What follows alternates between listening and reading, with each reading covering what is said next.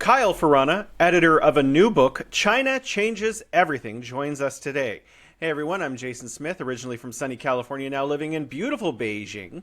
Today's guest is Kyle Ferrana, author of Why the World Needs China, and is editor of a new book, China Changes Everything, an anthology by social justice activists, journalists, and commentators. Available on Amazon.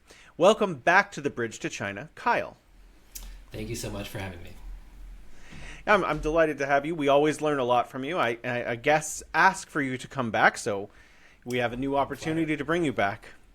Just after you released your last book, here comes another. Could you tell us a little bit about what motivates you to look to China's example? Well, it's been about a year since Why the World Needs China, but this book I edited rather than wrote, though I did contribute a chapter myself that I can talk about later. This book, China Changes Everything, you can see I've got a copy here. This was produced by the Friends of Socialist China organization, which is a coalition of groups in the US and the UK that are committed to combating misinformation and educating other Westerners on the socialist character of modern China. We have a website and a social media presence as well, where we share news about China from a less biased perspective than you'll see in the mainstream press. Based on my record in publishing, I was brought on to edit this anthology and to contribute a chapter myself. There's about 30 chapters in here about a variety of aspects of the People's Republic of China, from politics to space exploration to internationalism to environmentalism and so forth, and each is written by a different contributor. I work closely with each writer to make their essays ready for publication and adapt them to fit in this book, and I'm honored by the trust that they've shown in me and my craft.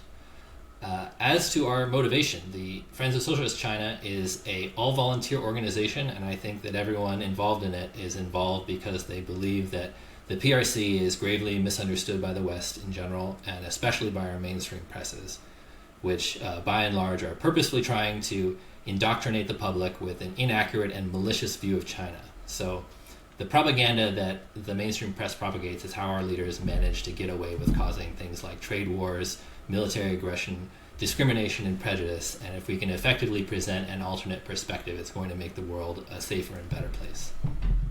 Well, that sounds ideal. I want to talk about specific chapters that I looked at. And have you because you work closely with each author, you must know a great deal about each of these topics, as well as having written your own book, which is a comprehensive study of China. I want to talk about poverty alleviation because that's important to me personally, and that's what I'm kind of looking at right now. How do you understand China's China's example? Can it be replicated elsewhere, in your opinion? And do you think the United States could also learn from it in some of our impoverished communities? Sure. So our chapter on poverty alleviation was written by Dean Knight, who is a colleague of mine. He's also written several books about China. He's been to China many times. And I would say that modern China is remarkable for being the only major country in the global periphery that has actually managed to reduce poverty in a significant way in the neo-colonial era, that is the period after the Second World War. And I'm sure, being on Twitter and being a prolific poster yourself, you've seen the graphs tracking the percentage of the world's population that live in extreme poverty over time, right? And how if that percentage is calculated in such a way that the Chinese population is excluded, the decline is going to be a lot less steep, right? So the difference between China and other countries in the periphery is actually a lot more profound than those graphs show, because if you raise the poverty threshold just a little bit higher, you'll see that not only is poverty only being reduced in China virtually, but if China is excluded again in the same way, poverty and inequality in the world are actually getting worse overall. So the majority of the countries in the world are, or they ought to be, very interested in China's poverty alleviation efforts to see how they can be replicated elsewhere, right? Unfortunately, for the United States, I think that the techniques that China has used recently are probably least applicable here, because while extreme poverty in the United States has gotten a lot worse in recent years, it's mostly a different type of extreme poverty than China has experienced, right? In the case of China, the worst poverty has been in the countryside, where there's a very large peasant class that has been subsistence farming for centuries without any of the modern medicine or conveniences that we have today. So Chinese anti-poverty initiatives have been mostly concerned with logistical challenges of bringing those modern advancements to the peasants. And that generally means building roads, expanding electrical and telecommunications infrastructure, connecting running water, that kind of thing. And the United States has been a developed country for much longer than China, so it largely already has those things in rural areas, which some very notable exceptions like Native American reservations. But extreme poverty here today looks a lot more urban, which we can get a better idea of by looking at, for example, homelessness statistics, which as of this year are at their highest level ever. So as far as poverty is concerned, the biggest challenge for the United States is going to be housing, and it can learn some lessons from China there as well, just not necessarily from the targeted poverty alleviation program. I think if the U.S. seriously wants to try to house its citizens, and we could spend a whole interview talking about this, but it could certainly learn something from the Chinese real estate crisis, quote unquote, which for the past several years, the real estate industry in China has been undergoing a serious decline, and housing prices have dropped. So the lesson, to look at this and see that the rest of the economy is actually doing quite well, and the government has controlled this decline and hasn't taken the entire economy down. I think that housing prices here are going to have to drop eventually, and so that is definitely an example that we should look to when taking that on. Yeah, I always remember that prior to Reagan, we did actually build housing for the poor in the United States, and then we just stopped, and then homelessness took off. In California, they also ended, mandatory therapy for people with extreme mental disorders, and that just dumped people out on the street. So at the same time we cut off housing for the poor, we also just dumped all of these people who needed help into the streets, and the combination created a homeless crisis that hadn't really existed in California previous to the 1980s. So I think if we just went back to our own policy of having housing, I think one other thing that China does is it doesn't just give housing. They also look for ways to create the conditions for creating prosperity, like giving jobs. Maybe they locate a new town near a factory, or they help that town become a tourist site of some kind by using local traditions, local pottery, or whatever it is that they do in that particular area.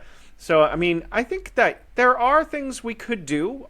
Really, it's things that we already did, and then we just stopped doing.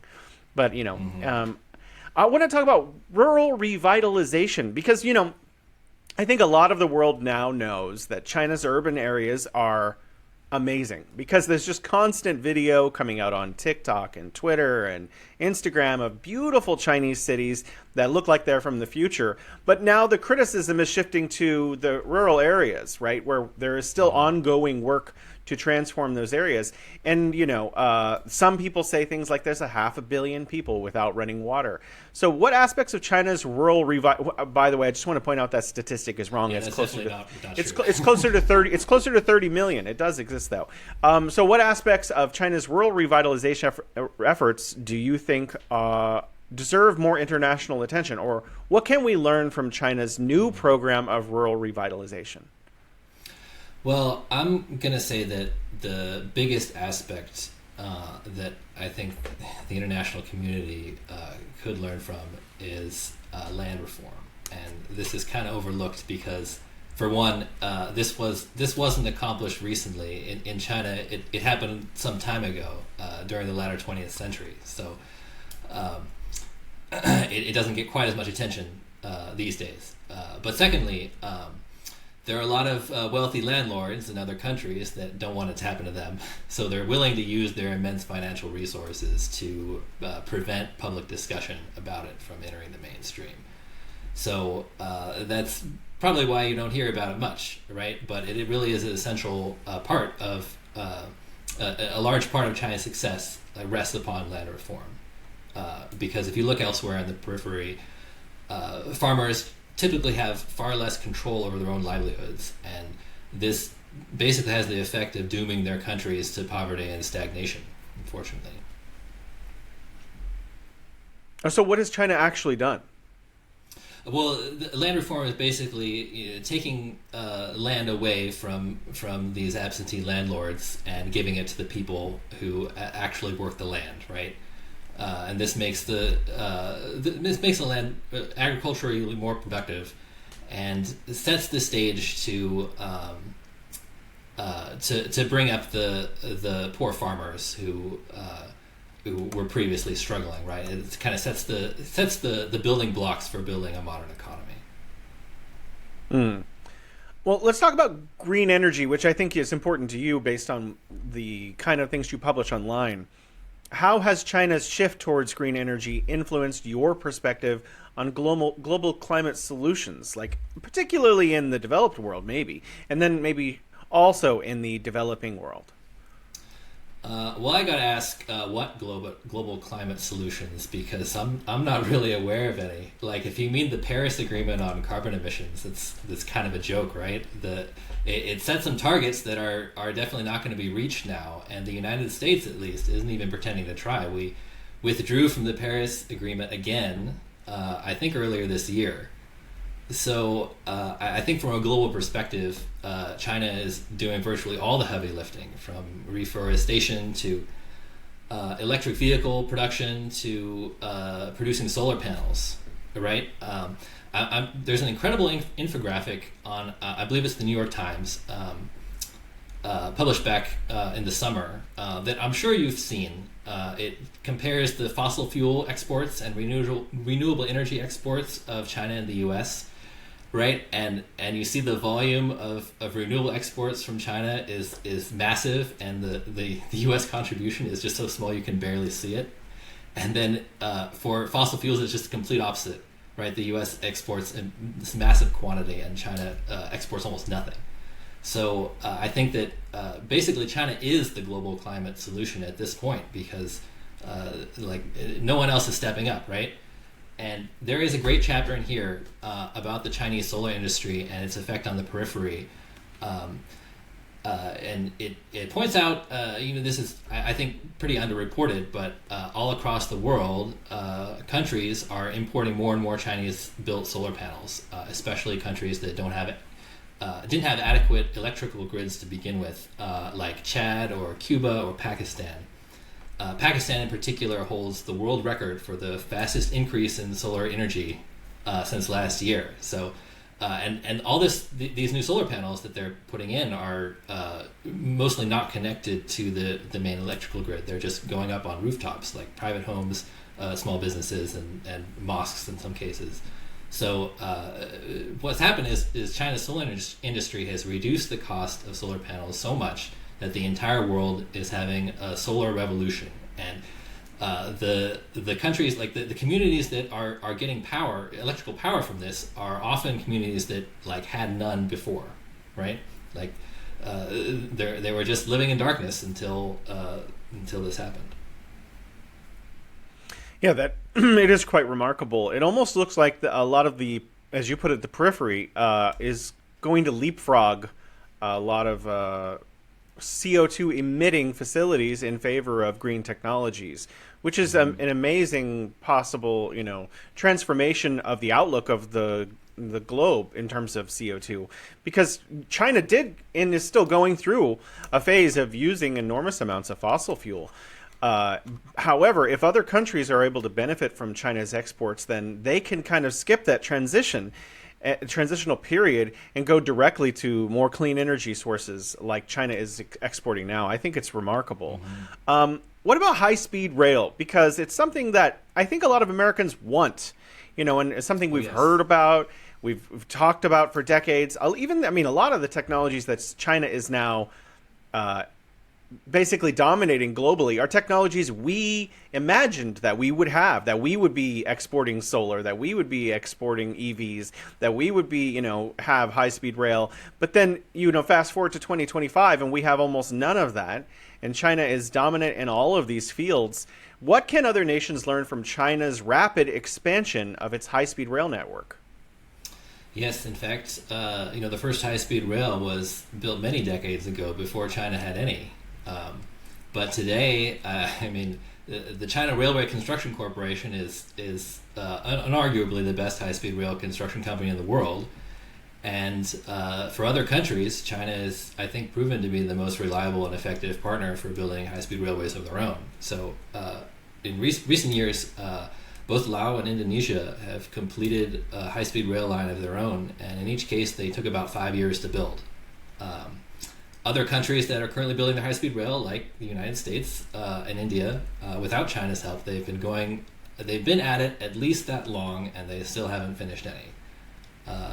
So, yeah, like just to harken back to the climate change aspect on this, which I think is really the most important reason for high-speed rail, because transportation is something that the world can't do without, right? We need a vision of the future where people can get around as much as they do now, but in a green and sustainable way, right? So that means electric vehicles and electric trains, but especially electric trains, because they're much more efficient, they carry more people. I mean, I probably won't live to see it, but I would like to think that one day every major city on every continent will be connected to a high-speed railway of some kind, and the only air travel we'll need to do is when you need to cross an ocean. I mean, if you just look at what China has achieved with this high-speed rail network, they've built high-speed rail lines to places that no one else thought were even remotely feasible, like through the Himalayas. I imagine you've ridden them a lot yourself, and maybe you've been on the line between Xining and Lhasa.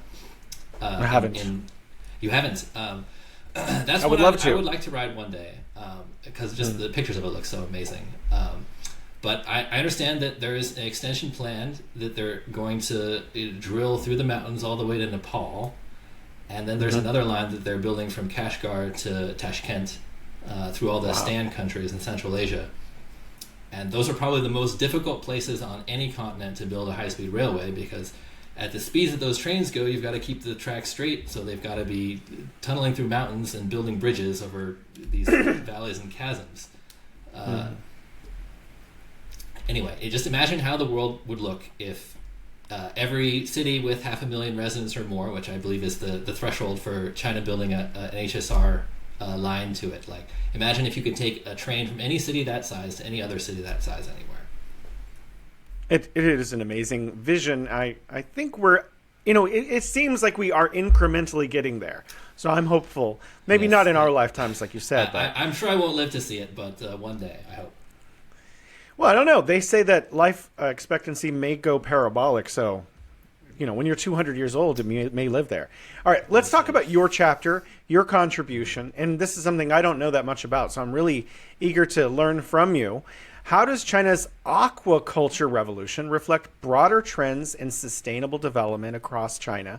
Are there lessons for, let's just say, the West in general, or just anyone? Right. So I chose this topic for my chapter to contribute to this book. We all got to choose a category, right?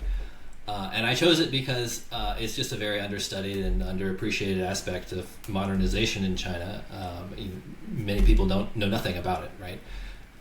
And also there's a lot of propaganda in Western presses that demonizes China for fishing too much, fishing in other countries' waters, getting in conflicts with other countries' fishing boats all the time, right?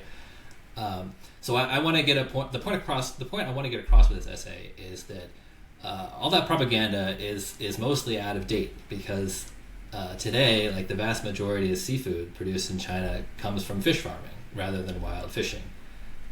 In fact, the total number of Chinese fishing vessels overall has been greatly reduced over the past decade, and there's more regulations on wild fishing, there's fewer subsidies, and today there's less wild catch. China gets less wild catch today than it did in the 1990s. So it really is incredible, and it's something that every other country, I think, is going to need to do sooner or later if we want to keep from driving over ocean fish to extinction, right? And river fish as well. So you can take a look at the graphs of aquaculture production. You can compare in China and worldwide, and you'll see the huge curve is pretty much the same. It's really China doing all the heavy lifting. Unfortunately, our publisher didn't have the budget to include charts and graphs and pictures in the book, but I do cite the statistics I have in my essay, and you can look them up on the Our World in Data website, which I know that you're familiar with. I've seen you post graphs from there before. That is remarkable because, yeah, I mean, I haven't researched this, and I was also under the impression, like most people, that China was still in the international fishery business and at peak. But so this is actually really surprising. It is in decline. Is the main point I have. Wow, that's remarkable. Actually, when I do know that I go to a place to have sushi nearby, it's a walk from my home, maybe every couple times a month, and we asked them, and the place that we go to does source their salmon from the desert in Xinjiang. So that's there's a little bit in the book about that. It's really incredible. They're fish farming out in the middle of the desert, and like that's like literally the most remote place on land. Right? Yeah. And they've got these fish farms. It's amazing. Yeah, it is. It's really upside down. You don't think, oh, my fish are coming from a desert, but I guess they are in China. Okay, so how has China's agricultural and aquacultural reforms changed food security outcomes domestically and internationally? So I would like to, on this topic, I want to mention the political aspect to food security that often goes unmentioned, which is that during the neo-colonial era, it's been the U.S. policy to deliberately make peripheral countries unable to feed themselves. And before the U.S. Was the hegemon, that was kind of the de facto policy of the European colonial powers. So countries all around the world that were colonized in some way, like China, Venezuela, Cuba, Sudan, Kenya, and especially India, the way that they were farming before colonialism was completely destroyed, and just to make room for cash crops for exports, the stuff that you generally don't eat, like tea and sugar and cotton and opium, right? Because these are the most profitable things that for the empires, for their colonies to produce. So China and Iran had a little better than a place like India because they were mostly never directly colonized. But in the neo-colonial era, basically the same thing happened, just through financial coercion instead of direct colonialism. I mentioned this a little in my first book, which I have here also, by the way, which describes a bit about how the World Bank and the IMF destroyed domestic food production in all these African and Latin American countries. And of course, we know those international institutions are basically controlled by the U.S. government. So once a peripheral country can't feed its own population, it's got to import food. And that generally comes from the United States in a large part because we produce an enormous amount of agricultural products. And the U.S. has shown that it's not above using this trade relationship as a weapon. That's why sanctions and embargoes are so devastating in countries like Cuba and Venezuela, because they've never had a chance to recover from the agricultural mess that colonialism left them in. So their only way out is to become self-sufficient again somehow, which is what China is trying to do for itself right now. I mean, I can't read the minds of the Politburo, obviously, but I have to imagine that this is what they're thinking about when they're setting out to improve China's food security. It's not very commonly known, I suppose, but China imports a lot of agricultural products from the United States. Less now, I guess, because of the trade war, but these numbers, like it goes back and forth so much this year that like I can't really give accurate statistics. It might have changed like while we were just talking, who knows. But in Oregon, the state I live in, we grow a lot of wheat in eastern Oregon and we export it to East Asia, and all of it gets shipped through the port here in Portland. So if you've had any kind of wheat-based noodles in China, or especially in Japan or Korea, the odds are pretty good that wheat came from Oregon. Soybeans are another example. that we've heard a lot about lately. And in the 90s, the United States, why does the United States export so much soybean products to China? And it's because in the 90s, the U.S. managed to basically steal the soybean industry out from under China and take over a large part of it. And they still haven't recovered. Like, if you look at how much food staples are grown in China, right? The soybeans are a very small share of the total. So as long as dependencies like this exist on the U.S., there's a danger of the United States, yanking the chain, so to speak, and trying to use that leverage to coerce an importing country into doing whatever they want. And if you can control, a country's food supply, then you can, that's the one thing that you can't do without, right? Mm. I mean, I don't think it's necessarily a bad thing for one country to depend on another for a certain type of product. Like, in general, it's more efficient, and it makes more sense for countries to specialize in the things they produce. But that only works if each country in the trade relationship can actually trust each other. And the United States just keeps announcing to the world how untrustworthy and unpredictable it is. Right? Would you trust a government that's as erratic as ours to feed you your next meal? I wouldn't. I mean, people in the U.S. right now can't even trust our government to feed them. I mean, it's probably been a while since you've gone grocery shopping in the United States, but food prices just keep going up. It's quite ridiculous how much they've gone up just this year, and all the while the federal government is actively trying to find ways to cut SNAP, which is the grocery subsidies that people with low income receive from the government, which is actually quite massive. Like, a lot of people depend on that. So I think it makes a perfect sense for a country like China to make food security a top priority. Yes, 1 in 8 Americans rely on SNAP for at least some of their calories. What do you think about agricultural demonstration areas in other peripheral countries? Because China oftentimes sets up agricultural demonstration areas in concert with developing countries, usually attached to a university. Sometimes they're aquaculture in nature. I think they have at least one in South Africa, an aquacultural demonstration center, and they have one in North Africa. I don't remember the country. What do you think about those partnerships? Is China helping other countries in the periphery become more calorie self-sufficient to some degree?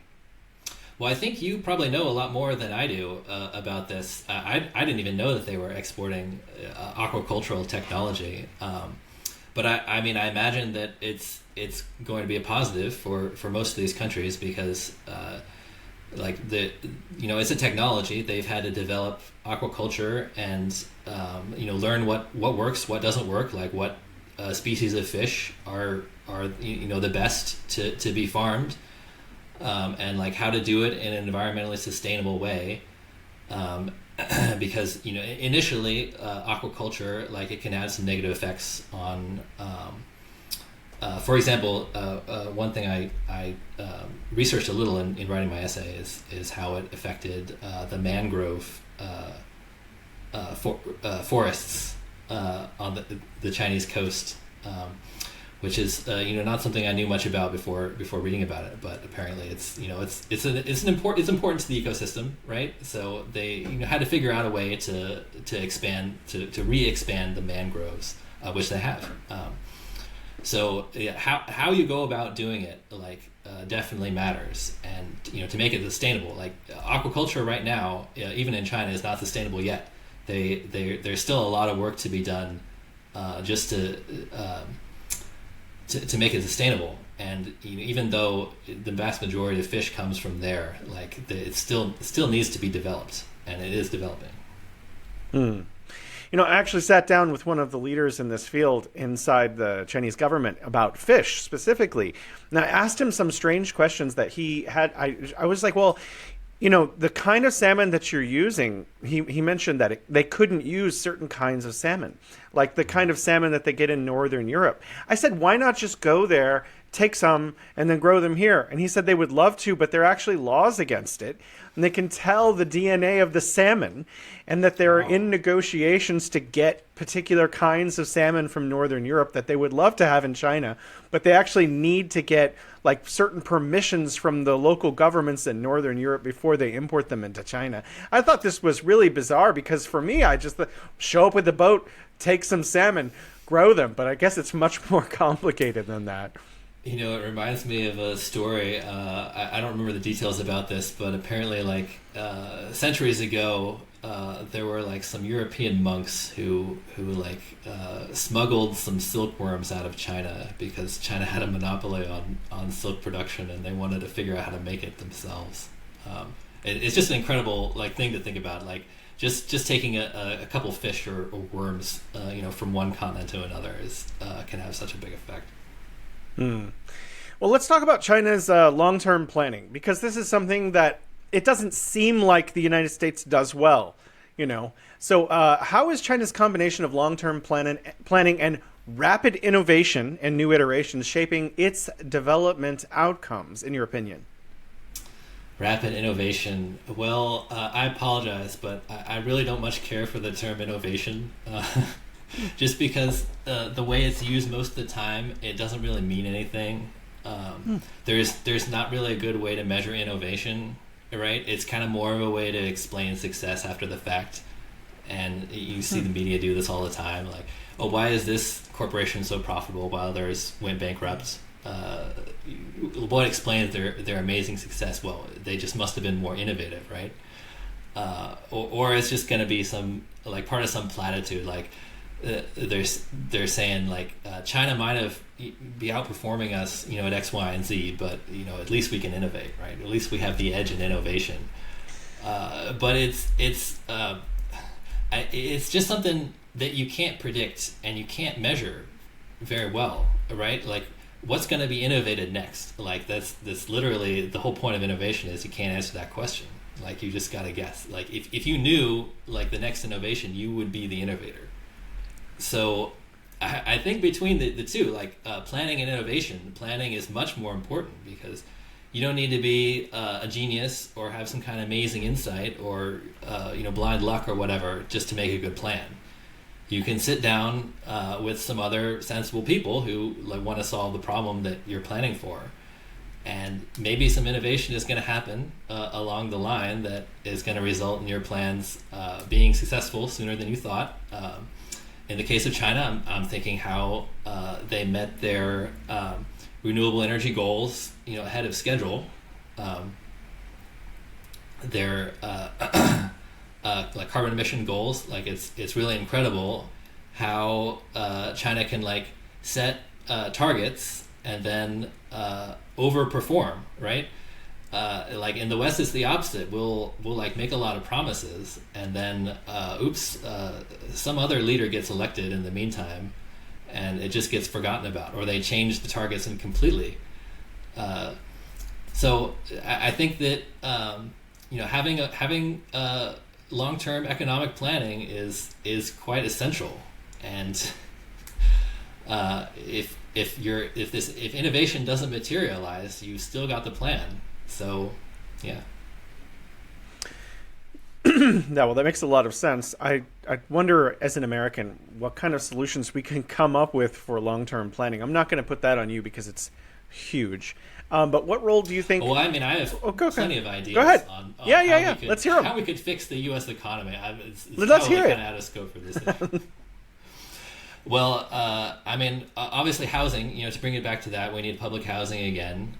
We've got to take housing away from landlords and give it back to the people. I think that a lot of industries could be nationalized,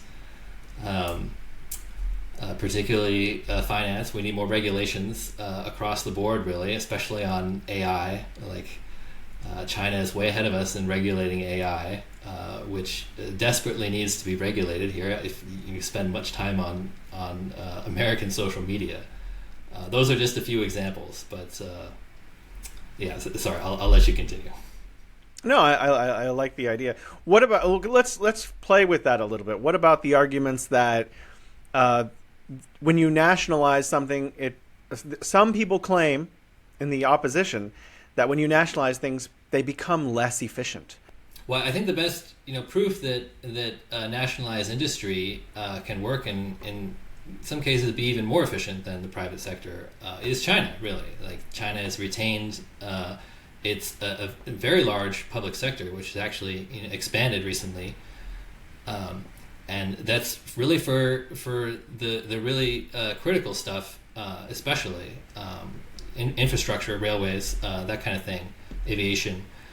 And in fact, really the biggest industries in China that aren't that don't have a big state presence are real estate and then technology, and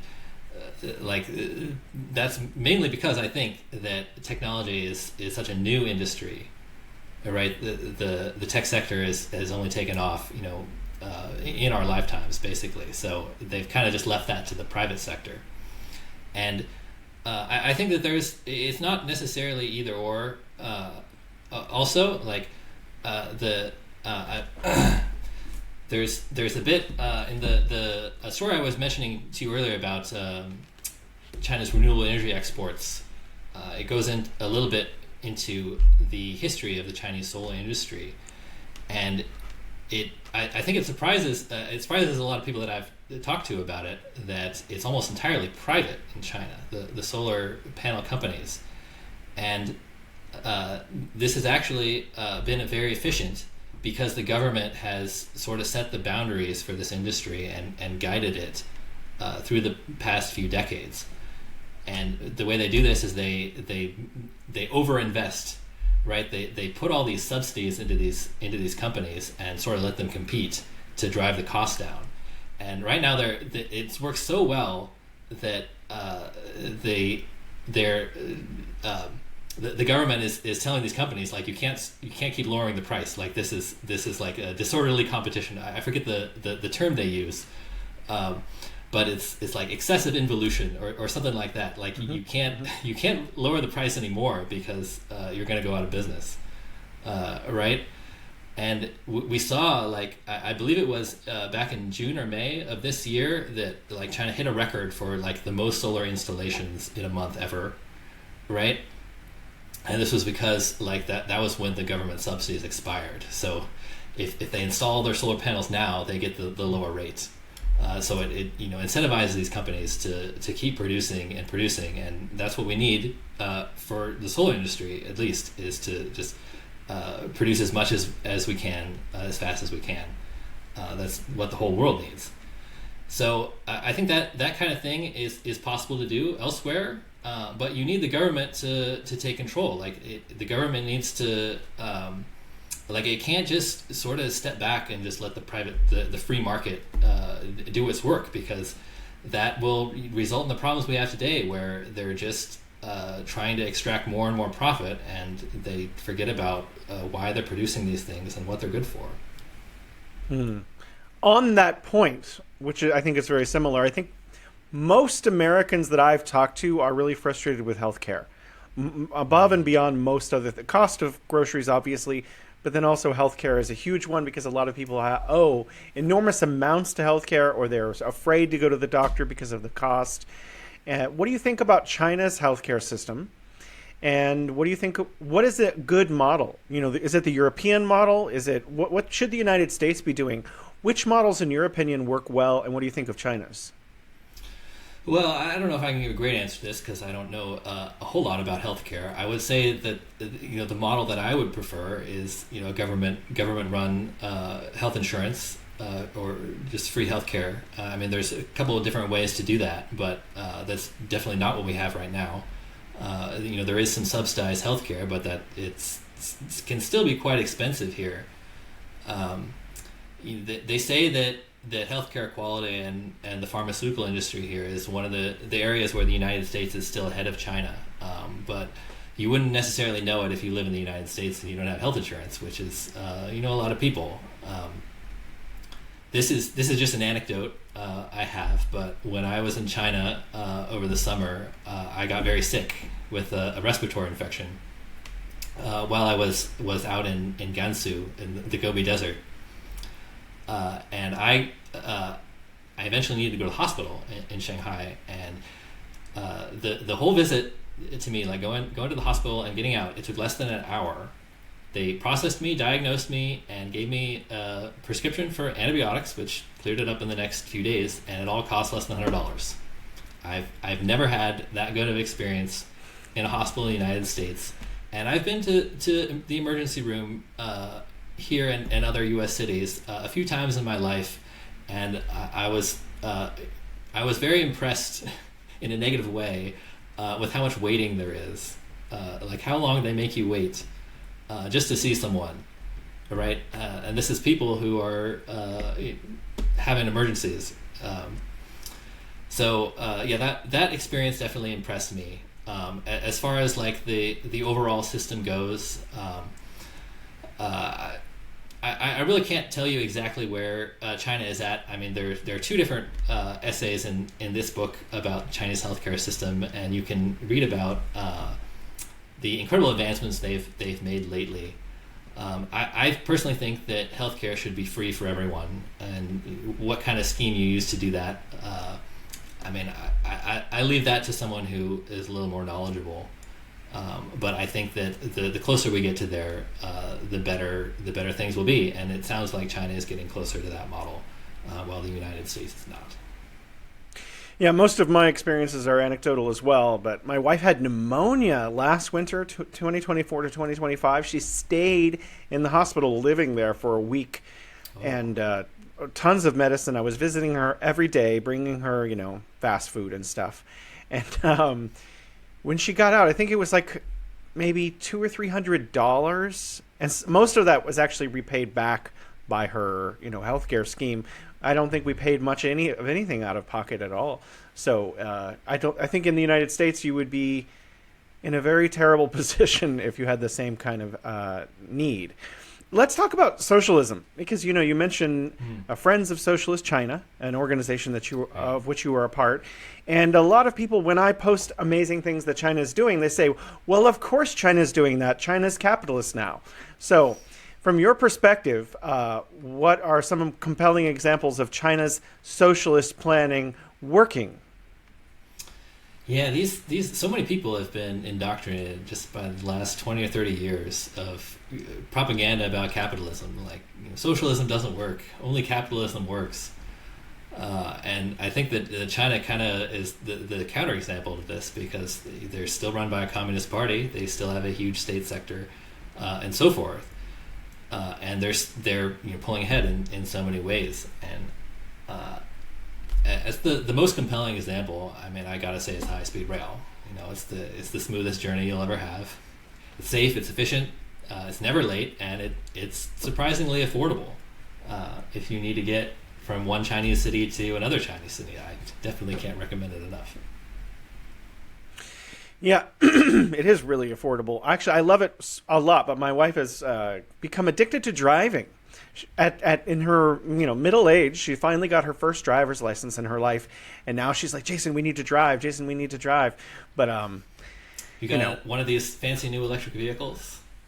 No, we got a used Western car. We got a pretty nice car. Here's the thing about it, is that because there are so many EVs, and now they're taking up the fleet, and more than half of all cars now are sold are EVs, all of the old ICE vehicles plummeted in cost. So now you can get a Mercedes or a Porsche or whatever for nothing. Old Chinese ICE vehicles are actually being put on ships and shipped to other countries because you can't even sell them in China because no one wants them anymore. So to save money, we spent it was like $5,000 to buy like a really nice European car. I don't want to say the brand name of, but we wouldn't have been able to afford it had ICE vehicles prices not just basically been bottomed out by the EV revolution here in China. How do China's development achievements challenge common narratives in Western media? Because, we see a lot of propaganda against China. What is China actually doing that is misunderstood in the West? Well, I'd like to make a point here that I've kind of halfway made already, but I just don't see people mention this very often, which is that Western press, Western media, and especially Western-dominated international institutions like the World Bank, they preach this particular model of development that the actual developed Western countries that are preaching this, they didn't follow it themselves throughout their own periods of development, right? So in particular, the neoliberal propaganda that has dominated the media since the 80s and 90s. That the propaganda was that the key to development is small government, free markets, austerity, deregulate, privatize everything, especially deregulate finance, central bank independence. I don't know if you've seen this term a lot, but the World Bank loves it. Or the IMF especially loves it. They're always telling every country in the world, like, you got to make your central bank more independent. Though in reality that just means more susceptible to manipulation by the greatest financial power in the world, which is the United States. It just never gets mentioned that. Could you expand on that? How does this idea of a bank being independent facilitate imperial exploitation? What processes go on to exploit that nation if they give their bank more independence? Mm-hmm. Well, if your government can't control what your bank does, your central bank does, it can't set financial policy for the country. It can't really do much of anything, right? That's sort of the foundation, the basic condition for accomplishing anything. Like, you've got to pay for it, right? And so if your central bank is independent, and of course the criteria that the IMF uses to judge independence is very ridiculous, and it basically amounts to having separate managers that are basically heavily influenced, if not outright chosen, by these Western financial institutions. Basically will make their central bank do the bidding of their Western masters, more or less. And if you see a lot of these IMF structural adjustment agreements, that it basically forces peripheral countries they're so in debt that they can't pay their debts. They've got to beg the IMF to bail them out. And when they do come and bail them out, a condition of that bailout is very often you've got to make your central bank more independent again. That's what happened to the Democratic Republic of Congo, to, I believe, Venezuela before the Bolivarian Revolution, and many other countries. Obviously, if the IMF is pushing for something like this so hard, that's generally a clue that you don't want it. It's not good for you. Well, let's talk about agency for a moment. Oh, go ahead. Well, I just want to finish here that it just never gets mentioned that, in the mid-20th century, the United States and Western Europe, they all had large public sectors, and they had plenty of regulations. And it was during that period that the West made so many of its great achievements. It built its infrastructure, the space program here. High-speed rail, as I mentioned before, the first high-speed rail was built in Europe in the middle of the 20th century, and so on. And after the destruction of the Soviet Union and the establishment of U.S. hegemony, where the U.S. being the sole superpower in the world, basically, you may remember from my first book that I considered that point, the very early 90s, late 80s, to be a real turning point.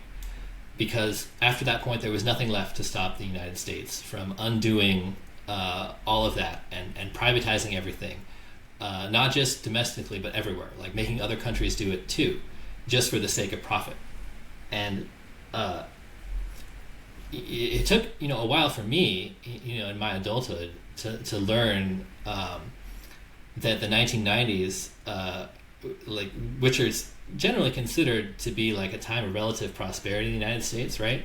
That for the rest of the world, nearly everywhere else in the world, it was absolute misery, in very large part because of this neoliberal propaganda orthodoxy, right? So the World Bank would go around giving development advice to developing countries that led to complete disaster, in Sudan particularly. I wrote a little bit about it, and it's happening right now. They're in the midst of a civil war and genocide right now, and it's not their first civil war. It's not even their second civil war.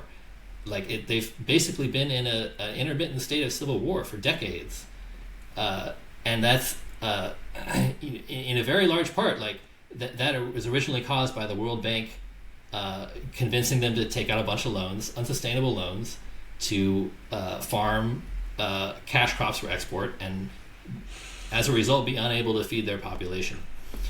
And a little closer to China, in 1997, the Asian financial crisis, many countries in East Asia and Southeast Asia, their economies collapsed, in large part because they listened to the World Bank to do all these things that basically wrecked their ability to control their own economies. And I think if there's any place in the world where it was worst, it was Eastern Europe, in the shock therapy after the fall of the Soviet bloc, which really continues to this day. And I just want to take a brief moment and recommend to your audience, if they connect it all with what I'm saying here and want to learn more, they should look up the most recent issue of the Peace, Land, and Bread magazine, which was published, I think, a couple months ago now. I have another essay in that issue of the magazine, which you can download a PDF of on their website for free. Peace, Land, and Bread is the name. And another of my colleagues, who is also a contributor to this book, his name is Paweł Worgon, who's he's a Polish journalist and political activist, and he has an amazing essay in this magazine titled "The Neoliberal Holocaust," that describes and tries to quantify the magnitude of the suffering and death that neoliberalism brought about in Eastern Europe starting in the 1990s. My essay is kind of a similar topic, but it focuses more on East Asia and how China managed to avoid experiencing the worst of that collapse there. You'll probably be unsurprised to I concluded that China managed to prosper as much as it has by doing basically the complete opposite of what neoliberal propaganda says you're supposed to do, right? They have their massive public sector regulations and so on, which I went into earlier. That's exactly what I wanted to kind of flesh out a little bit, tease out from you, just a minute or two, because at one point China did take a bunch of loans from the West. So how did China's development model differ from these places that have undergone massive exploitation? There is a really good book about this called "How China Escaped Shock Therapy," which you may have heard of. I believe it was published about 20 years ago, 15 years ago, semi-recently, maybe more recent than that, by Isabella Weber. She's a German, I believe, German economist. And it's about how China took some very tentative steps toward privatization during the 80s and 90s.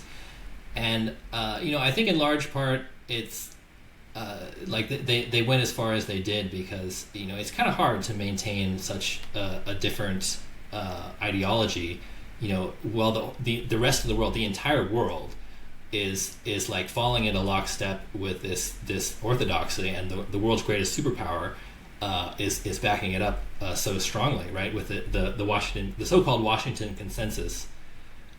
So they had to do that to a certain degree, right? To get the foreign investment they needed to develop their economy and all that, but they did it in a way that was very distinct from how Russia and the Eastern European countries did it. That avoided total disaster. I think it's very instructive to compare statistics on things like mortality and quality of life, suicide rates between Russia and China during that period. Things are way worse. Were worse and still are worse in Russia than they were in China, and it's really because the Communist Party, even though they made all these sacrifices to integrate with the capitalist world, they maintained public control over their key industries, over their banks specifically, and they're not afraid to discipline private corporations when they step out of line. They actually punish corruption and other white collar crimes, particularly the past 10 or 20 years. After they stopped focusing so much on growth and started trying to tackle corruption that this capitalist integration caused. Also the Chinese central bank, right? They're very against central bank independence. The Western press, like the Wall Street Journal, particularly, like these financial journals, they complain about that all the time. Like, China isn't doing the central independence thing. Like, the disaster is going to strike. How can they not think that this is a good idea? Last question. Let's bring this down to the human level. You've been to China. There's a lot of fear amongst a certain class of Americans who follow certain kinds of media about China, that China is this authoritarian nightmare hellscape. What is it actually like in China from your own perspective? Well, I think that I mean, a lot of people here who have not been to China and just know, sort of like from cultural osmosis, what they do know about China. They all think that China is in some way dangerous, right? And if that's what every major newspaper and talking head on the TV and so on is telling them, it's not entirely their fault, but it takes kind of a conscious effort to like look up alternative media, like your show, for example, which is available online, or going there themselves, to learn a more balanced perspective, right? And I would say that there's really no respect that China is dangerous. It's not dangerous to visit, it's not dangerous to live in, and it's not dangerous to its neighbors, even though, like, we're constantly told, all three of those things are not true, but when they are. I think, despite all the rhetoric you hear from the United States and, lately some from Japan, China is still one of the least aggressive countries in the world. Even in situations where I think maybe it shouldn't be. Right now, I think China is doing more to peacefully solve the biggest problems facing the world than any other country. And it's kind of a shame that people in the United States aren't really aware of this, or think that the efforts China is making don't really matter, because of you might get censored if you post some stuff on social media. I think it's kind of sad that the whole country gets reduced to these sort of propaganda sound bites. But I guess that's something that I would in conversations I have, I try to convince people it's really not dangerous. All this propaganda is very overblown, and if you go to China yourself, it's probably the safest country you'll ever visit. Thank you. That's all the time we have. The name of the book is China Changes Everything, an anthology. Go ahead, sir. Yes, this is the book. You can find it on Amazon and other places books are sold. Feel free to reach out to me individually, and I can get you an ebook of it if you would like. It is priced much more affordably than my last book. In part because all of us are volunteers. We put this is sort of a donation on our part, and the cost of publishing is covered by fundraising. So the cost of the book is quite low. Also, I do have to plug my previous book. This was published last year, Why the World Needs China. You can see it's a great deal thicker. And you can find this by going to ischinagood.org. Which will redirect you to my publisher's page, and from there there are many different options to buy it. Or again, you can reach out to me personally. I'm on Twitter at KyleTrainEmoji, and feel free to send me a DM. Thank you so much for your time, Kyle. Also, I gotta mention I do have your book, and I will get around to reading it very soon. I have not had the time yet, but I will, and I will leave you a review on Twitter. Well, thank you so much. Thank you. Thank you for your time, Kyle. Yes, absolutely. It was great. Thanks for having me.